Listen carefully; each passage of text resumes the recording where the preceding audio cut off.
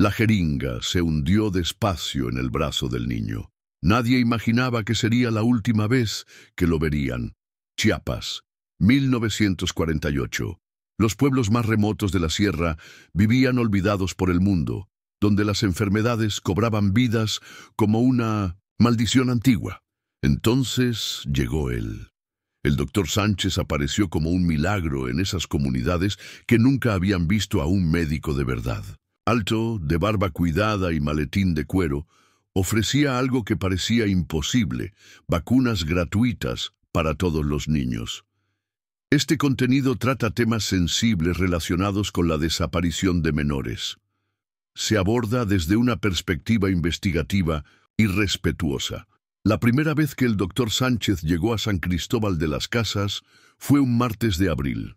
Venía en una camioneta Ford destartalada, cargada con cajas de madera que contenían ampollas de vidrio perfectamente ordenadas. Se presentó ante el síndico municipal como un médico enviado por el gobierno federal para combatir la mortalidad infantil en zonas rurales.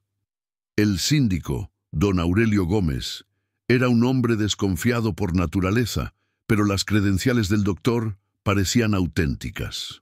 Llevaba un título de la Universidad Nacional, sellos oficiales y una carta de recomendación del Departamento de Salubridad. Lo que más convenció a don Aurelio fue la actitud del médico. No pedía dinero, no exigía facilidades especiales. Solo solicitaba permiso para ayudar a los niños del pueblo. La noticia se extendió rápido por las calles empedradas. Las madres se acercaron cautelosas al principio, pero cuando vieron al doctor atendiendo con paciencia a los primeros pequeños, la desconfianza se transformó en gratitud. María Santos fue la primera en llevar a su hijo de 6 años. El doctor lo examinó con cuidado, le habló en voz suave y le aplicó la vacuna sin que el niño llorara. Esa noche, María le contó a su esposo que nunca había visto a un médico tan dedicado. El doctor había preguntado por el nombre completo del niño, su edad exacta, y hasta había anotado algo en una libreta pequeña que guardaba en el bolsillo de su chaqueta blanca. Pero al día siguiente sucedió algo extraño. Pedrito Santos no apareció para el desayuno. María lo buscó por toda la casa, preguntó a los vecinos, recorrió los lugares donde el niño solía jugar. Nada, como si la tierra se lo hubiera tragado.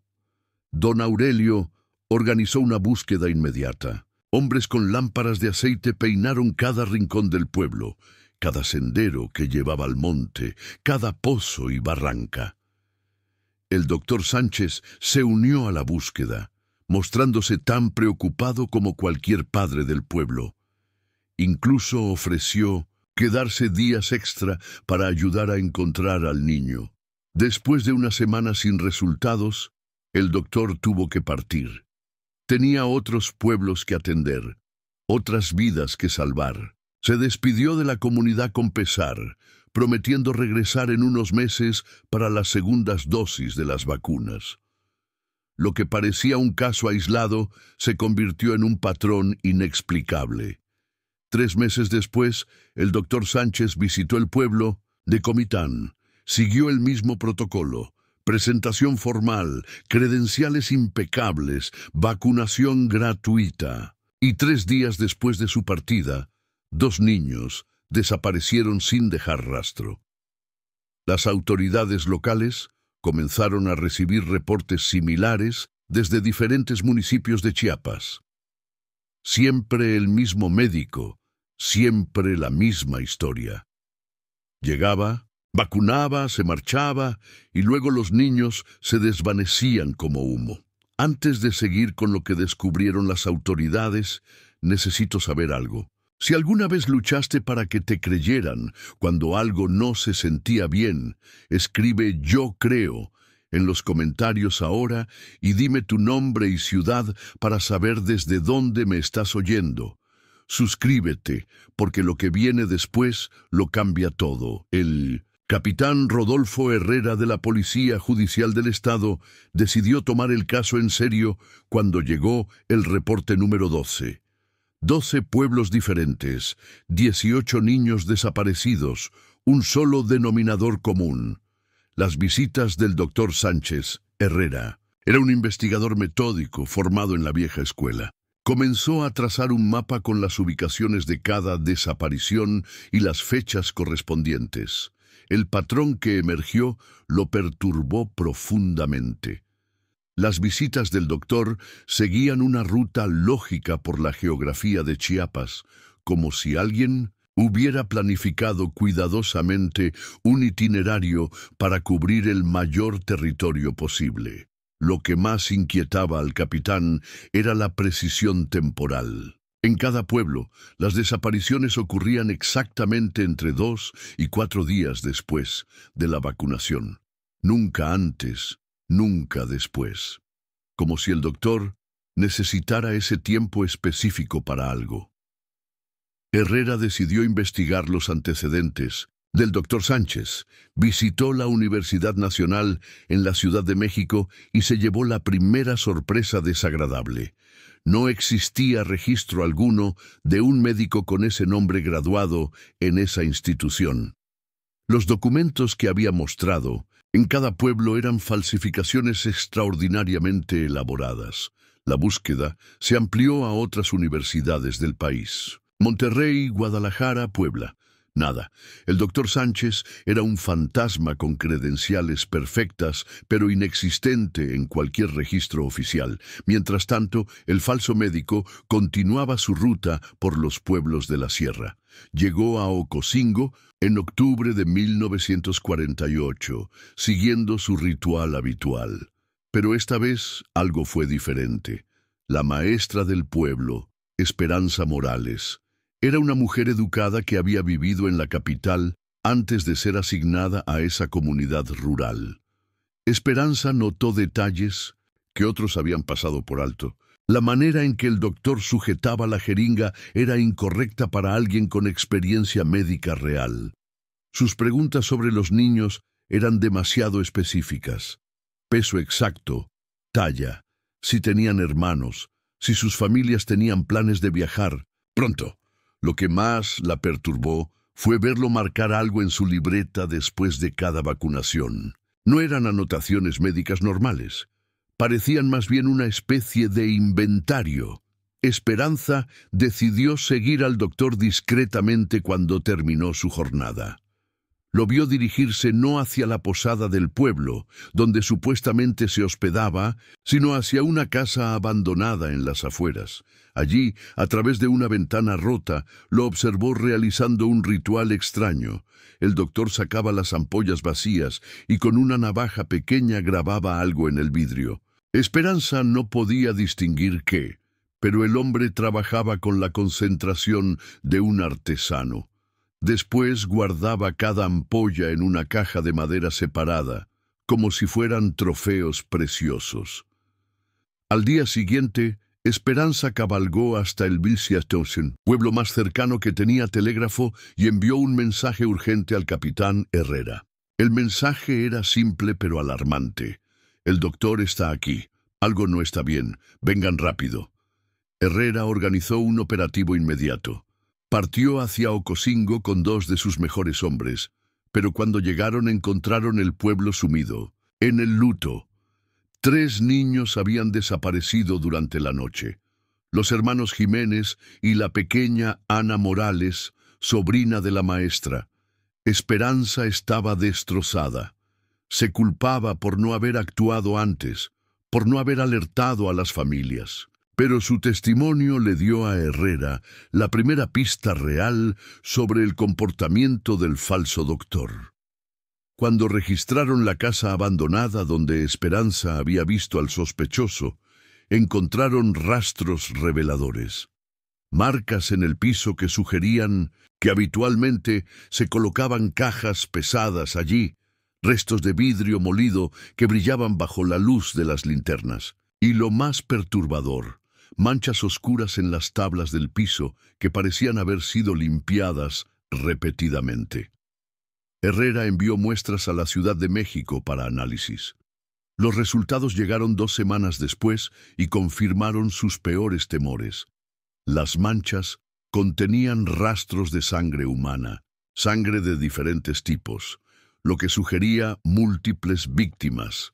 La investigación tomó un giro más oscuro cuando Herrera logró rastrear la procedencia de la camioneta Ford que usaba el falso doctor. El vehículo había sido robado 6 meses antes en Tuxtla Gutiérrez, pero lo más inquietante era su descubrimiento en un taller mecánico de Comitán. El doctor había mandado instalar una caja metálica hermética en la parte trasera del vehículo, una modificación que no tenía sentido médico alguno. Nadie imaginaba que el patrón que estaban siguiendo los llevaría a un descubrimiento aún más perturbador. El análisis de los reportes policiales reveló que el doctor Sánchez no elegía sus destinos al azar. Cada pueblo que visitaba cumplía características específicas: comunidades aisladas, sin comunicación telefónica directa, con población infantil alta y presencia mínima de autoridades. Era como si alguien hubiera estudiado cuidadosamente el territorio para identificar los lugares donde podría operar con mayor impunidad. Los pueblos estaban espaciados de tal manera que las noticias de las desapariciones no se transmitían rápidamente entre comunidades. Para cuando los padres de un pueblo escuchaban rumores sobre lo sucedido en otros lugares, el falso doctor ya había completado su trabajo y desaparecido. El capitán Herrera comenzó a sospechar que no estaba persiguiendo a un oportunista, sino a alguien con un plan meticulosamente elaborado. Alguien que conocía perfectamente la geografía social y política de Chiapas, que entendía cómo funcionaban estas comunidades rurales y sabía exactamente cómo explotar su vulnerabilidad. La pregunta que atormentaba a Herrera era simple pero terrible. ¿Qué hacía el falso doctor con los niños? Los cuerpos nunca aparecían, no había rastros de violencia en los pueblos, no se reportaban vehículos sospechosos huyendo del área. Era como si los pequeños simplemente se desvanecieran en el aire. La respuesta llegó de la manera más inesperada. En diciembre de 1948, un comerciante de ganado llamado Evaristo Paz estaba regresando de una feria en San Cristóbal cuando su caballo se lastimó una pata cerca del río Grijalba. Mientras buscaba un lugar para acampar esa noche, escuchó voces de niños que venían del bosque. Evaristo siguió el sonido y encontró una cabaña oculta entre los árboles, invisible desde cualquier sendero conocido. A través de las rendijas de las paredes de madera, vio algo que lo heló la sangre. Una docena de niños encadenados en el interior, algunos de ellos claramente enfermos, todos visiblemente desnutridos. El comerciante cabalgó toda la noche hasta llegar al pueblo más cercano con telégrafo. Su reporte llegó a manos del capitán Herrera al amanecer siguiente. Esta vez, el policía organizó un operativo con 20 hombres armados y partió inmediatamente hacia las coordenadas que había proporcionado Evaristo. Lo que encontraron en esa cabaña cambió para siempre la comprensión del caso. Los niños estaban vivos, pero en condiciones deplorables. Habían sido marcados con números tallados en pequeñas placas de metal que llevaban colgadas al cuello, como ganado. Algunos mostraban signos de haber sido sometidos a procedimientos médicos rudimentarios. El más terrible de los descubrimientos fue una libreta detallada que el falso doctor había dejado atrás en su huida. Las páginas documentaban experimentos médicos realizados en los niños secuestrados, pruebas de resistencia a enfermedades, efectos de diferentes sustancias, mediciones corporales exhaustivas, todo anotado con la frialdad de un científico estudiando especímenes de laboratorio, Pero había algo más en esa libreta que hizo que incluso los policías más curtidos sintieran náuseas. El falso doctor no solo experimentaba con los niños, los estaba vendiendo. Las páginas finales contenían listas de precios y contactos en diferentes estados del país. Nombres de personas que aparentemente compraban niños para propósitos que la libreta no especificaba. Los pequeños rescatados estaban demasiado traumatizados para proporcionar información coherente sobre su captor. Algunos apenas recordaban sus propios nombres. Otros hablaban de un hombre de bata blanca que les daba medicina, que los hacía dormir, que los revisaba con instrumentos fríos, que anotaba cosas en su libreta mientras ellos lloraban. El capitán Herrera ahora entendía la metodología completa del falso doctor. Las vacunas eran solo el pretexto para acceder a las comunidades e identificar víctimas potenciales. El tiempo que transcurría entre la vacunación y el secuestro le permitía estudiar a las familias, identificar a los niños más vulnerables y planificar la extracción sin levantar sospechas inmediatas. La investigación reveló que el doctor había estado operando no solo en Chiapas, sino en varios estados del sureste mexicano. Oaxaca, Tabasco, Veracruz, siempre el mismo patrón, siempre la misma metodología. Los números comenzaron a sumar de manera aterradora. Posiblemente más de 100 niños habían desaparecido siguiendo este mismo esquema. Pero, ¿quién era realmente el hombre detrás de esta operación? Siguió siendo un misterio. Los niños rescatados lo describían de maneras inconsistentes, como si hubiera usado disfraces diferentes en distintas ocasiones. Algunos hablaban de un hombre con barba, otros de uno completamente afeitado. Algunos recordaban ojos claros, otros oscuros. La única constante en todos los testimonios era la libreta. Todos los niños recordaban al hombre escribiendo constantemente en un cuaderno pequeño, anotando cosas sobre ellos, midiendo, registrando, como si fuera lo más importante del mundo para él. Herrera organizó la búsqueda más intensa en la historia de la Policía Judicial de Chiapas. Cientos de hombres peinaron cada pueblo, cada camino, cada refugio posible. Pusieron retenes en todas las carreteras que salían del estado. Distribuyeron descripciones del sospechoso en cada municipio.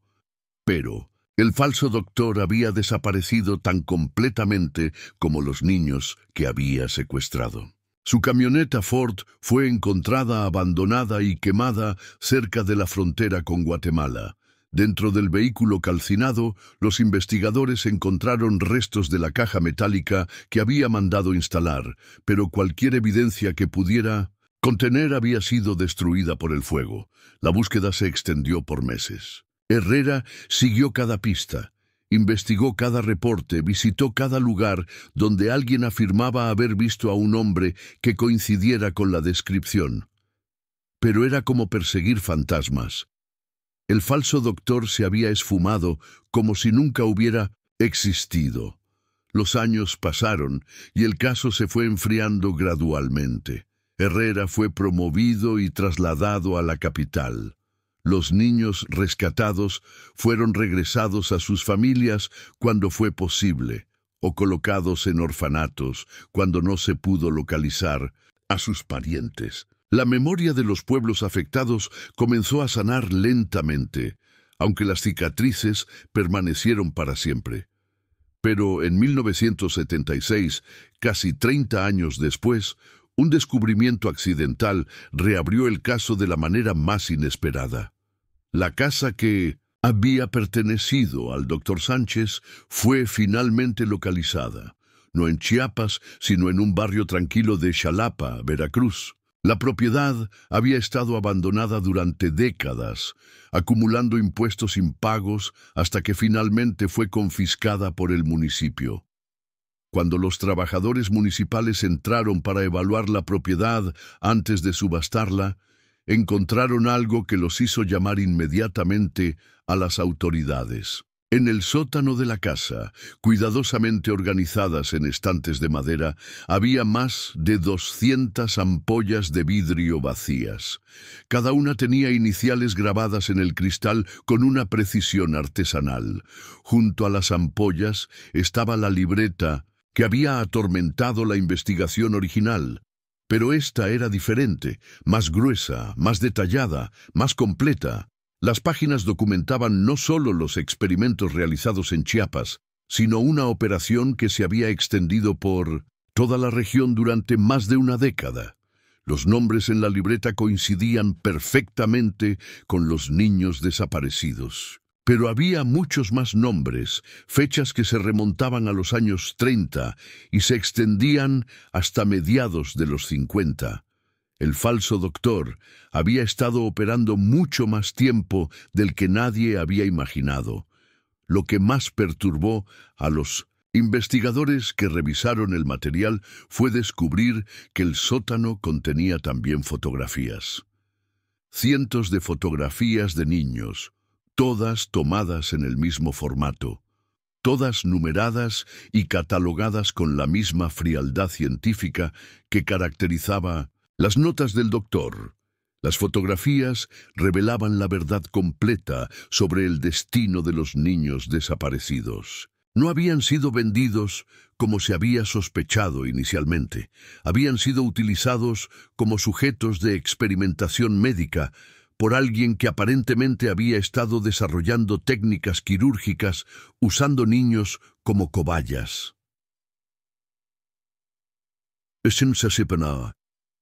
Imágenes mostraban procedimientos que ningún médico ético habría realizado jamás en seres humanos, especialmente en menores de edad.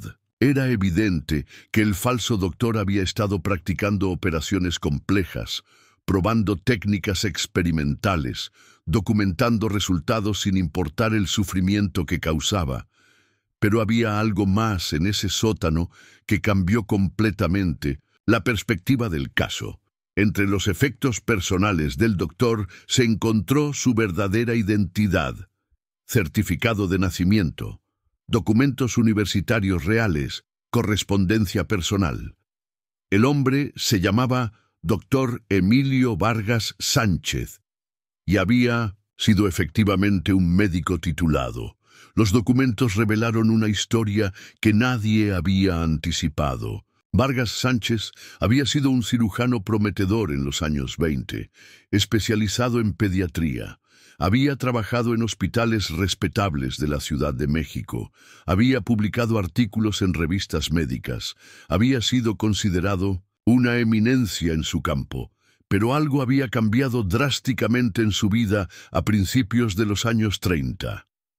Los documentos sugerían que había perdido a su propia hija en una operación quirúrgica que él mismo había realizado. La niña había muerto debido a complicaciones que el doctor consideraba evitables si hubiera tenido más práctica, más experiencia, más oportunidades de perfeccionar sus técnicas. La correspondencia personal revelaba una obsesión creciente con la idea de que los niños pobres de las comunidades rurales eran un recurso desperdiciado.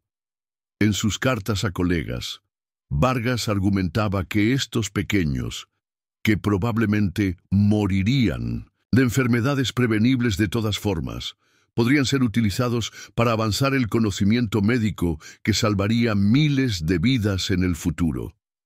Era una justificación monstruosa, pero que aparentemente había convencido al propio doctor de la rectitud de sus acciones. En su mente distorsionada no estaba secuestrando y torturando niños inocentes. Estaba realizando un sacrificio necesario para el avance de la medicina. Los documentos mostraban que Vargas había comenzado experimentando con niños huérfanos en la Ciudad de México, pero las autoridades urbanas eventualmente comenzaron a sospechar de él. Fue entonces cuando decidió trasladar su operación a las zonas rurales, donde podría trabajar con mayor impunidad. La metodología de las vacunas había sido su golpe de genio. Le permitía acceder a las comunidades más cerradas, presentándose como un benefactor, identificar a los mejores sujetos de experimentación y extraerlos sin levantar sospechas inmediatas. Era un sistema perfecto para alguien con sus propósitos retorcidos. La libreta documentaba años de experimentos progresivamente más complejos. Vargas había comenzado con procedimientos simples y había ido aumentando la complejidad conforme perfeccionaba sus técnicas. Los niños secuestrados habían sido utilizados para probar todo tipo de cirugías experimentales, desde operaciones cardiovasculares hasta neurológicas. Pero el aspecto más perturbador de todo el descubrimiento fue la evidencia de que Vargas no había trabajado solo. La correspondencia revelaba una red de colaboradores, otros médicos que habían caído en la misma obsesión, personas que proporcionaban recursos y ubicaciones, individuos que ayudaban a transportar y ocultar a los niños secuestrados. Los nombres. En esas cartas incluían médicos respetables de varios estados, funcionarios gubernamentales que habían facilitado la falsificación de documentos, y empresarios que habían financiado la operación esperando beneficiarse de los adelantos médicos que podrían resultar. La investigación de 1976 reveló que lo que había parecido el crimen de un individuo perturbado era en realidad una conspiración que había operado durante décadas con la complicidad de personas en posiciones de autoridad y respeto social. Muchos de los colaboradores mencionados en la correspondencia ya habían muerto para cuando se descubrió el sótano. Otros ocupaban posiciones tan prominentes en la sociedad mexicana que era difícil procesar legalmente contra ellos. Algunos simplemente habían desaparecido tan completamente como el propio Vargas. El destino final del doctor Emilio Vargas Sánchez nunca fue determinado con certeza. Los documentos en su casa sugerían que había continuado operando hasta mediados de los años 50, pero después de esa fecha no había más registros. Algunos investigadores especularon que había muerto de causas naturales. Otros creían que había huido a otro país para continuar sus experimentos en otro lugar. Lo que sí quedó claro fue el alcance completo de sus crímenes. Las autoridades estimaron que entre los años 30 y 50, Vargas y sus colaboradores habían secuestrado y experimentado con más de 300 niños de comunidades rurales en toda la región sureste de México. La mayoría de estos pequeños nunca regresaron con sus familias. Los que fueron rescatados en 1948 representaban solo una pequeña fracción del número total de víctimas. Los demás habían muerto durante los experimentos, habían sido eliminados cuando ya no servían para los propósitos de Vargas, o habían sido trasladados a ubicaciones que nunca fueron descubiertas.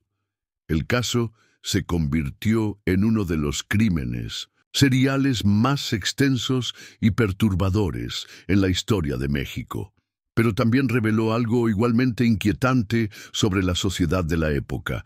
¿Cómo era posible que una operación de tal magnitud hubiera funcionado durante décadas sin ser detectada o detenida por las autoridades competentes?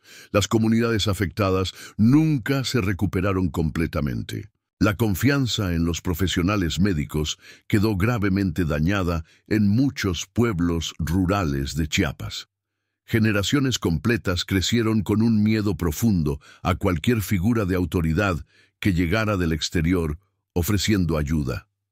Las familias que perdieron niños durante esos años llevaron su dolor en silencio, sin respuestas definitivas sobre el destino de sus hijos, sin justicia real para los crímenes cometidos contra ellos. Muchos padres murieron sin saber nunca qué había pasado realmente con sus pequeños, pero había algo más en ese sótano que proporcionó una revelación final.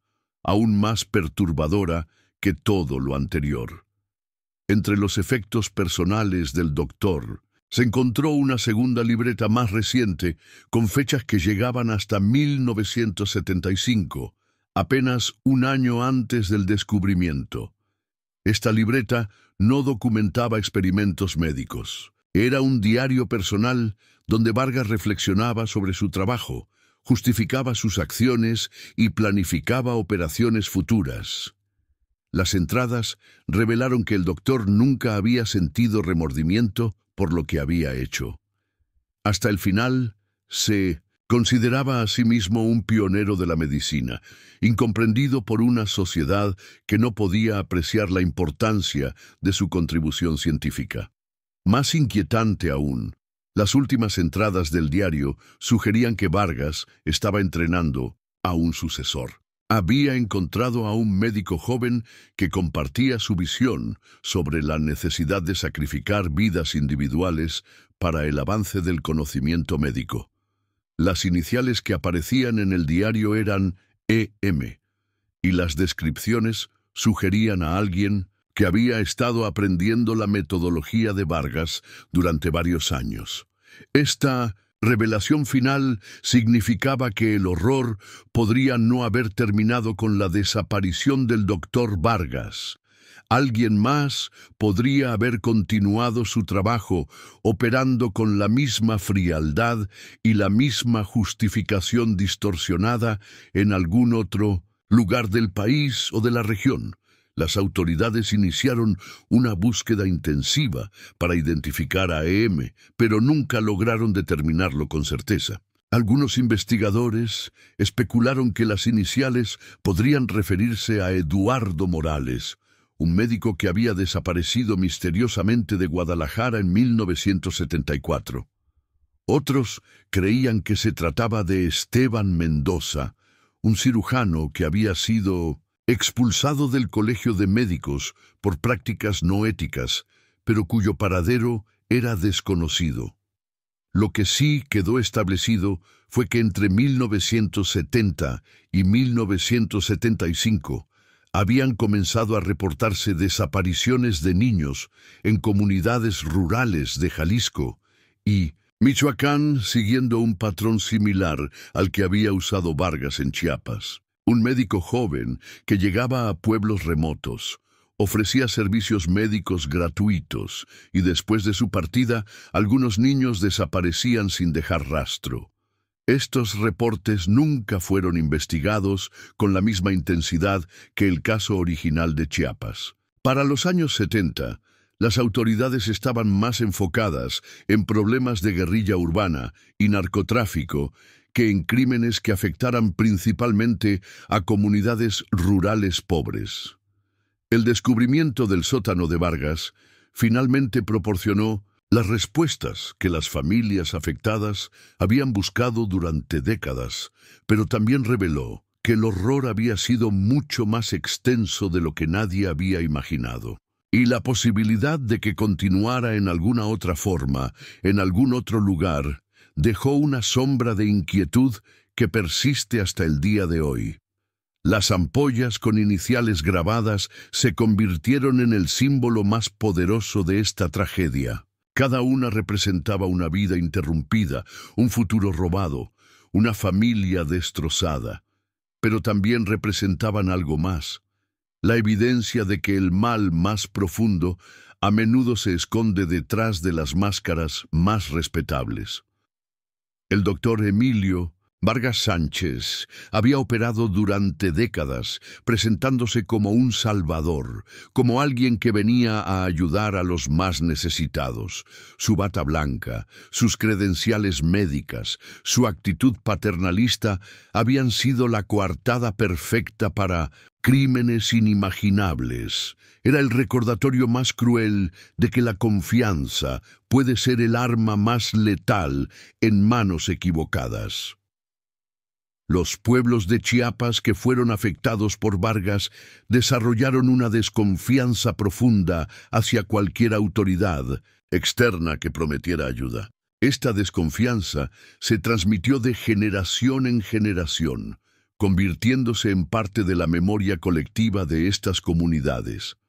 Aún hoy, décadas después, muchos ancianos en estos pueblos recuerdan con escalofríos la historia del doctor de las vacunas. Pero había una última revelación que esperaba en el sótano de la casa de Xalapa. Entre los documentos personales de Vargas se encontró una confesión escrita que nunca había sido enviada, fechada apenas semanas antes de su desaparición final. En esta carta dirigida a un destinatario desconocido, el doctor reflexionaba sobre su legado y hacía una admisión que cambió la comprensión final del caso. Vargas escribía que había comenzado su carrera criminal no por obsesión científica, como habían sugerido todos los demás documentos, sino por algo mucho más simple y terrible: la sensación de poder absoluto sobre otras vidas. La muerte de su hija había sido efectivamente el evento desencadenante, pero no porque le hubiera dado una misión científica noble. La había traumatizado de una manera que despertó en él impulsos sádicos que había logrado racionalizar como investigación médica. La confesión revelaba que los experimentos nunca habían tenido un propósito científico real. Vargas había falsificado los resultados, había inventado los adelantos médicos que supuestamente justificaban su trabajo. Había creado una narrativa completa de progreso científico que era completamente ficticia. Todo había sido una elaborada justificación para satisfacer impulsos que él mismo reconocía como monstruosos. Esta revelación final significaba que cientos de niños habían muerto no para avanzar el conocimiento médico, sino simplemente para satisfacer la sed de poder y control de un hombre profundamente perturbado. Sus muertes no habían servido para nada, no habían contribuido en absoluto al bienestar de la humanidad. Habían sido completamente en vano. La confesión también revelaba el destino de E.M., el supuesto sucesor que había aparecido en el diario personal de Vargas. Según esta última carta, E.M. nunca había existido. Era una fantasía que Vargas había creado en sus últimos años, cuando la soledad y la culpa finalmente habían comenzado a afectar su cordura. Había inventado a un discípulo imaginario para convencerse de que su trabajo continuaría, de que su legado perduraría. Esta revelación fue tanto un alivio como una nueva fuente de horror. Significaba que probablemente no había un sucesor real continuando los crímenes de Vargas en algún otro lugar. Pero también significaba que las desapariciones reportadas en Jalisco y Michoacán durante los años 70 probablemente habían sido obra de imitadores o criminales completamente independientes que habían adoptado métodos similares.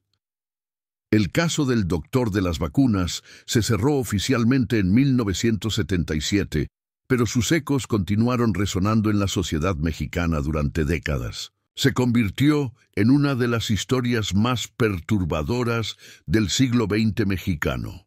Un recordatorio de cómo la vulnerabilidad de las comunidades rurales podía ser explotada por depredadores que se presentaban como benefactores. Las familias afectadas finalmente tuvieron respuestas, aunque estas respuestas solo confirmaran sus peores temores. Sus hijos habían sufrido terriblemente, habían muerto lejos de casa, habían sido tratados como objetos desechables por alguien que se suponía debía proteger vidas. No había consuelo en estas verdades, solo la terrible certeza de lo que había pasado. El gobierno mexicano estableció un fondo de compensación para las familias afectadas, aunque ninguna cantidad de dinero podía reparar realmente el daño causado. También implementó nuevos protocolos para la verificación de credenciales médicas y mayor supervisión de profesionales que trabajaban en comunidades rurales aisladas. Pero quizás el legado más importante del caso fue la lección sobre la Importancia de escuchar a las comunidades vulnerables cuando reportan irregularidades. Las desapariciones en Chiapas habían comenzado en 1948, pero las autoridades no habían tomado los reportes en serio hasta que el patrón se había vuelto imposible de ignorar. Si hubieran actuado más rápido, cientos de vidas podrían haberse salvado. La historia del doctor Emilio Vargas Sánchez se convirtió en un caso de estudio en escuelas de medicina, criminología y trabajo social. Era un ejemplo perfecto de cómo los profesionales de la salud pueden abusar de la confianza que la sociedad deposita en ellos y de la importancia de mantener sistemas de supervisión y control incluso para los miembros más respetados de la comunidad médica. Hoy, más de 70 años después de las primeras desapariciones en Chiapas, el caso sigue siendo recordado como uno de los crímenes seriales más extensos y perturbadores en la historia de México. Las ampollas, con iniciales grabadas, conservadas como evidencia en los archivos judiciales, permanecen como testimonio silencioso de las vidas que fueron destruidas por la ambición desmedida y la crueldad disfrazada de ciencia. La pregunta que atormentó a los investigadores durante décadas finalmente había sido respondida. El doctor Sánchez no había sido un salvador que se convirtió en villano. Desde el principio había sido un depredador que usó la máscara de la medicina para acceder a víctimas indefensas. Su historia era un recordatorio de que el mal más peligroso es aquel que se presenta con cara de bondad. Si esta historia te impactó tanto como a mí al investigarla, quiero saber desde dónde nos estás viendo. Deja tu like si crees que era importante contar esta historia. Suscríbete al canal para más investigaciones como esta. Comenta tu ciudad y si alguna vez viviste algo que te hizo desconfiar de alguien que parecía estar ayudando. Tu comentario es importante porque nos ayuda a entender hasta dónde llegan estas historias y cómo resuenan en diferentes lugares. Si conoces a alguien que necesita escuchar sobre la importancia de cuestionar a las autoridades cuando algo no se siente bien, comparte este video. Cada historia que contamos trae una lección. La confianza ciega puede ser peligrosa, pero la vigilancia comunitaria puede salvar vidas. Cuéntame en los comentarios desde qué ciudad escuchas esta historia. Y no olvides dejar tu like y suscribirte al canal. Activa la campana de notificaciones, porque los próximos casos que investigaremos son igual de impactantes y los suscriptores son los primeros en verlos. La verdad sobre el doctor de las vacunas es más compleja de lo que inicialmente parecía, pero al final se reduce a una realidad simple. Los depredadores más peligrosos son aquellos que mejor saben esconderse. La historia de Emilio Vargas Sánchez es el recordatorio más cruel de que debemos proteger a los más vulnerables, especialmente cuando alguien se presenta ofreciendo ayuda demasiado buena para ser verdad.